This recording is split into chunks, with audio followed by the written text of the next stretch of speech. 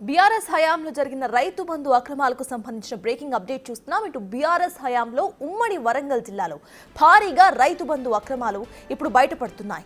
గుట్టలు, ఇళ్ల స్థలాలు, సింగరేణి క్వార్టర్స్, గుడి స్థలాలకు కూడా గతంలో రైతు బంధు పంపిణీ చేసినట్లుగా గుర్తించారు అధికారులు.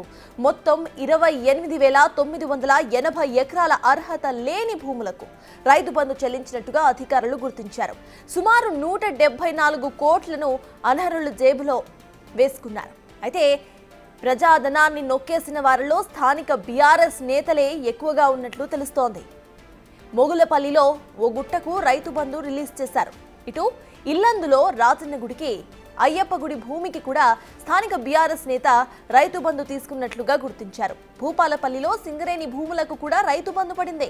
ఇక మరోవైపు జనగామ జిల్లాలోనూ బీఆర్ఎస్ నేతల బినామీల వెంచర్లకు భారీగా రైతు బంధు డబ్బులు మెట్టినట్లుగా ఆఫీసర్స్ గుర్తించారు.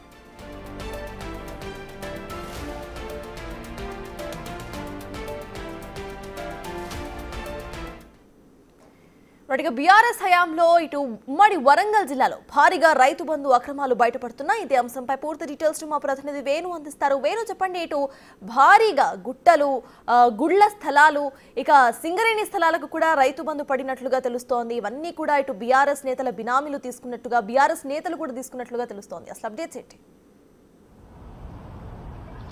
సర్తాజ్, ఉమ్మడి వరంగల్ జిల్లా వ్యాప్తంగా నిన్నటి వరకు రైతు భరోసాకు సంబంధించినటువంటి సర్వేలో అటు ఏరేబుల్ ల్యాండ్, నాన్ ఏరేబుల్ ల్యాండ్కు సంబంధించి గత ప్రభుత్వము రైతు బంధు ఇచ్చినటువంటి ఆ యొక్క సర్వే నెంబర్ల వారీగా సర్వేలు జరుగుతున్నాయి. అందులో కొన్ని ఇంకా 80% సర్వే పూర్తిగా, మరి 20% సర్వే పూర్తి కావాల్సి ఉంది. అందులో పూర్తయిన డీటెయిల్స్ అన్ని కూడా గ్రామ సభల లోపల కూడా డిస్ప్లే చేస్తున్నారు. ఇంకా కూడా ఆ గ్రామ సభలో డిస్ప్లే చేసినటువంటి ఏరియా కూడా మరో 5% మేర నాన్ ఎరబుల్ ల్యాండ్ ఉందంటూ కూడా అనేక ఫిర్యాదులు కూడా వస్తున్నాయి. అయితే ఇప్పటి వరకు గమనించినటువంటి ఈ నాన్ ఎరబుల్ ల్యాండ్కు సంబంధించి చూసుకుంటే ఉమ్మడి వరంగల్ జిల్లాలో 28,980 ఎకరాలకు సంబంధించినటువంటి అర్హత లేనటువంటి భూమి, అందులో ప్రధానంగా గుట్టలు, అదేవిధంగా రాళ్లతో కూడినటువంటి సాగు యోగ్యం అయినటువంటి భూములు, పెట్రోల్ బంకులు, ఫంక్షన్ హాల్, ఇక ప్రధానంగా ఇల్లు కట్టుకున్నటువంటి భూములు, ఇక వీటితో పాటుగా ఏకంగా ఆలయాలను దాదాపు 30-40 సంవత్సరాల నుంచి ఆలయాలు నిర్మించి అందులో పూజలు జరుగుతున్నటువంటి ఆలయ ప్రాంతాలను కూడా ఏకంగా వదిలిపెట్టకుండా దాని పేరుతో పాస్బుక్లు మరి తీసుకొని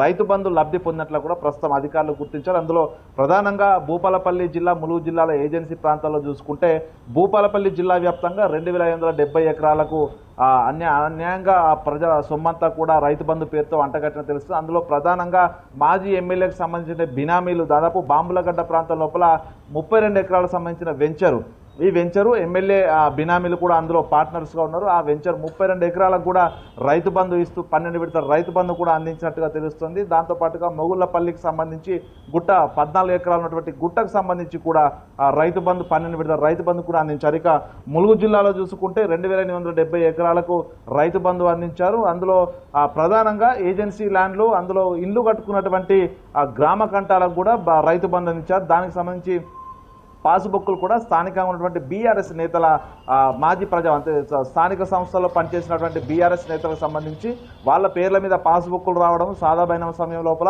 ఆ తర్వాత 2018-19 నుంచి కూడా రైతు బంధు తీసుకోవడం కూడా జరిగింది. ఇదంతా కూడా ప్రస్తుతం అధికారుల సర్వే లోపల ఈ నిజాలను కూడా బయటకు వస్తున్నాయి. ఇక హన్మకొండ జిల్లాలో 6,400 ఎకరాలు టౌన్గా ఉన్నటువంటి జిల్లా లోపల కూడా అటు పరకాల నియోజకవర్గము, అదేవిధంగా కాజీపేటకు సంబంధించి శివారు ప్రాంతం, ధర్మసారి, ఈ ప్రాంతాలన్నింటిలో కూడా వెంచర్లు వెలిసాయి భారీగా. సో దీంట్లో పరకాల మాజీ ఎమ్మెల్యేకి సంబంధించినటువంటి అనుచరులు, అదేవిధంగా వర్ధనపేట ఎమ్మెల్యేగా మాజీ ఎమ్మెల్యే పనిచేసిన ఆర్ రమేష్ సంబంధించిన అనుచరులకు సంబంధించినటువంటి భూములు ఇవన్నీ వెంచర్లుగా మారిపోయి ప్లాట్లుగా అమ్మకాలు కూడా జరిగాయి. అయినప్పటికీ కూడా ఈ ల్యాండ్లన్నిటికీ కూడా రైతు బంధు పేరుతో కూడా లక్షల రూపాయలు అనర్హులకు కూడా అందించినట్టుగా తెలుస్తుంది. ఇక ప్రధానంగా వరంగల్ జిల్లాకు వస్తే వరంగల్ జిల్లా లోపల పూర్తిగా గుళ్ళకు సంబంధించిన ప్రాంతాలు, వర్ధనపేట ఇల్లంద లోపల రాజన్న ఆలయము, అయ్యప్ప స్వామి దేవాలయము, అదేవిధంగా వర్ధనపేటకు సంబంధించిన రాజేశ్వర ఆలయము, ఈ ఆలయాలకు సంబంధించిన ల్యాండ్లు, అదేవిధంగా సన్నూరుకు సంబంధించినటువంటి వెంకటేశ్వర ఆలయం, ఈ ఆలయాలకు సంబంధించినటువంటి భూముల పేరుతో కూడా పట్టా పాసుకులు చేయించుకొని వాటికి రైతు బంధు దొబ్బుతున్న విషయాలు కూడా ప్రస్తుతం వెలుగులోకి వస్తున్నాయి.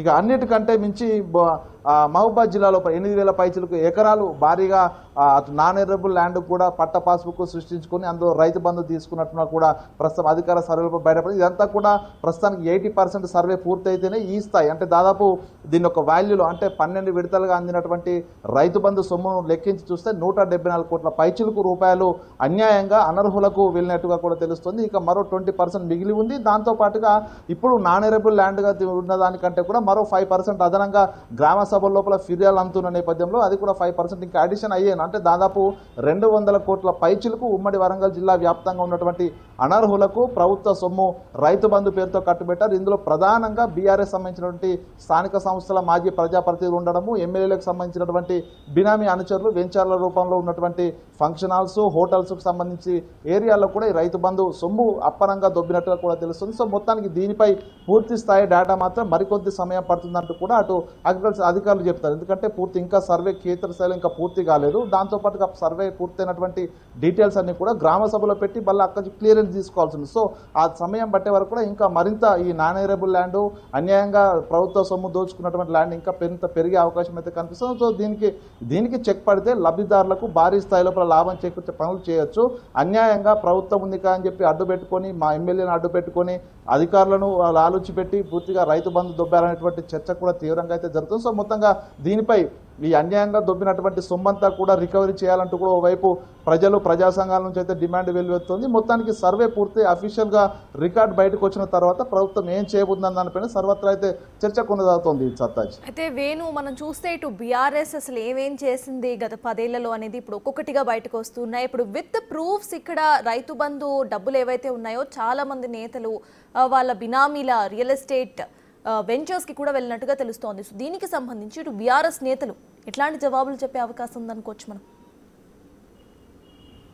అంటే ఈ డీటెయిల్స్ ఎప్పుడైతే క్షేత్రస్థాయి లోపల సర్వే జరుగుతుంది, అసలు ఎవరికి రైతు బంధు అందింది, అనర్హులు ఎవరున్నారు, అర్హులు ఎవరికి రైతు భరోసా ఇవ్వాలనేటువంటి అంశం లోపల రాష్ట్ర ప్రభుత్వం కీలక నిర్ణయం తీసుకుంది. క్షేత్రస్థాయిలో సర్వే జరపాలి, సాగు యోగ్యమైనటువంటి ప్రతి ఒక్క ఎకరాన్ని కూడా మిస్ కాకుండా రైతు భరోసా ఇస్తామంటూ చెప్పిన తర్వాత బీఆర్ఎస్ నేతలు ఎవరైతే ఉన్నారో మాజీ ప్రజాప్రతినిధులు కావచ్చు, ప్రస్తుతం ఉన్నటువంటి ఎమ్మెల్యేలు కూడా కావచ్చు, రాష్ట్ర ప్రభుత్వం రైతు భరోసా హామీని పక్కన దోవ పట్టించే ప్రయత్నం చేస్తుంది, తప్పించుకునే ప్రయత్నం చేస్తుందంటూ కూడా ముందస్తుగానే ఆ నిరసనల పర్వం కొనసాగించారు. ప్రజల లోపల ఒక ఆందోళనకరమైన వాతావరణం తెచ్చే పరిస్థితి. కానీ ప్రస్తుతము సర్వే జరుగుతున్న కొద్దీ ఎవరైతే గతం లోపల ఈ యొక్క రైతు భరోసా బూటకం అంటూ చెప్పినటువంటి నేతలు ఎవరున్నారో వాళ్ళకు సంబంధించినటువంటి భూములు అసలు వాళ్ళకి యోగ్యత లేకున్నా కూడా రైతు బంధు రావడము, వాళ్ళకు సంబంధించి బినామీల పేర్లతో ఉన్న భూములకు కూడా అక్కడ ఇండ్లు కట్టుకున్నటువంటి కాలనీల పేర్లు, ఉదాహరణకు భూపాలపల్లిలో చూసుకుంటే సింగరేణికి సంబంధించిన ఇండ్లున్న ప్రాంతము, ల్యాండ్ అక్విజిషన్ చేసినటువంటి ప్రాంతానికి కూడా ఈ ప్రస్తుతము రైతు బంధు వస్తుంది. అంటే ఇదంతా కూడా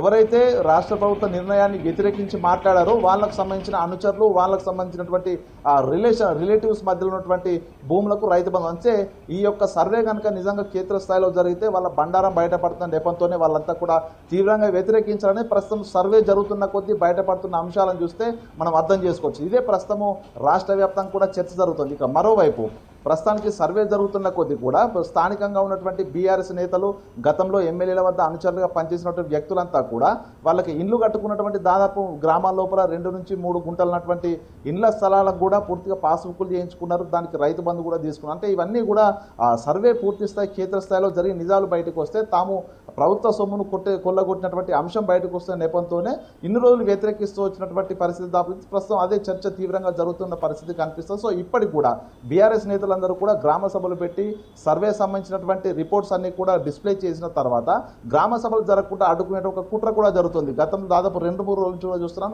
హనంకొండ వరంగల్ జిల్లా లోపల గ్రామ సభ నిర్వహిస్తున్నప్పుడు ఆ బీఆర్ఎస్ సంబంధించినటువంటి కొంతమంది శ్రేణులు గతంలో బీఆర్ఎస్ నేతలతో అంటకాగి వాళ్ళతో కొన్ని ప్రభుత్వ సంక్షేమ పథకాలు తీసుకుని లబ్ధి పొందినటువంటి వాళ్ళంతా కూడా ఇదంతా బోగసు, ఎన్నిసార్లు అప్లై చేసుకోవాలంటూ కూడా అక్కడటువంటి వచ్చినటువంటి గ్రామస్తులను, అమాయకులను వాళ్ళని రెచ్చగొట్టి అధికారులతో వాగ్వాదం దిగి మరి గ్రామ సభలను సక్సెస్ కాకుండా చేస్తున్నారు. అంటే ఇదంతా ఎందుకు చేస్తున్నారంటే ప్రస్తుతం అక్కడ జనాల్లో జరుగుతున్న చర్చ చూస్తేనే అసలు మీరు అప్పనంగా దొబ్బిన సొమ్ము విషయాలు బయటికి రావద్దనే గ్రామ సభలను అడ్డుకుంటున్నటువంటి ఒక చర్చ కూడా జరుగుతుంది. ఇక నిన్ననే వరంగల్ పశ్చిమ ఎమ్మెల్యే నారాయణ రెడ్డి కూడా దీనిపై తీవ్రంగా ఫైర్ అయ్యారు. ప్రజలు నిజంగా వాళ్లకు అర్హులైన వారందరూ అప్లికేషన్స్ పెట్టుకోవచ్చు అని చెప్తే వాళ్ళు గ్రామ సభలకు వచ్చి అధికారులను కలుస్తున్నారు. సో ఈ నేపథ్యంలో ఎన్నిసార్లు అప్లై చేసుకుంటారు, మీకు రాకుండా చూస్తున్నారంటూ కూడా వాళ్ళని రెచ్చగొట్టి గొడవలు సృష్టిస్తున్నారనేటువంటి చర్చ కూడా జరుగుతున్న నేపథ్యంలో ప్రస్తుతం బయటపడుతున్నటువంటి గత బీఆర్ఎస్ పార్టీ బీఆర్ఎస్ నేతలకు సంబంధించినటువంటి ఈ యొక్క అప్పనంగా దోచుకున్న సొమ్ము విషయాలు బయటకు వస్తున్నాయి. దాంతోపాటు అదంతా బయటికి రావద్దు, చర్చ జరగవద్దు అనేటువంటి నెపంతోనే ప్రస్తుతం జరుగుతున్నటువంటి గ్రామ సభలు అడ్డుకునే ప్రయత్నంలో బీఆర్ఎస్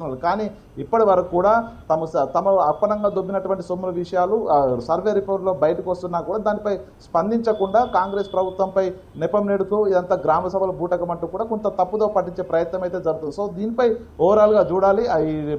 గ్రామ సభలు ముగిసిన తర్వాత లబ్ధిదారులకు డిస్ప్లే చేస్తాము, ఎవరెవరికి సంక్షేమ పథకాలు ఇస్తున్నామో డిస్ప్లే చేస్తాము, పారదర్శకంగా ఉంటుందంటూ చెప్తున్నా కూడా ఎందుకు గొడవ చేస్తున్నది ఇక్కడ ప్రశ్నార్థకం. సో అంటే వాళ్ళ హయాంలో జరిగినటువంటి అవినీతి అక్రమాలు బయటికి రావద్దనేటువంటి ఓన్లీ ఏకైక లక్ష్యంతోనే గ్రామ సభను టార్గెట్ చేస్తున్న కూడా చర్చ జరుగుతుంది. ఏదేమైనా కూడా మరికొద్ది రోజులు జనవరి 26 నుంచే పూర్తి స్థాయిగా లబ్ధిదారులకు సంక్షేమ పథకాలు అందిస్తామని చెప్తున్న నేపథ్యం లోపల గతంలో ప్రభుత్వ హయాంలో దొబ్బినటువంటి అప్పనంగా ప్రభుత్వ సొమ్మును కాజేసినటువంటి వ్యక్తుల విషయం ఏందనేది కూడా ప్రస్తుతం జిల్లాల వ్యాప్తంగా చర్చ జరుగుతుంది. సో దీనిపై ఓవరాల్గా 26 తర్వాత ఏం జరుగుతుందని కూడా చూడాల్సి ఉంది. Sartaj. Right, thank you Venu.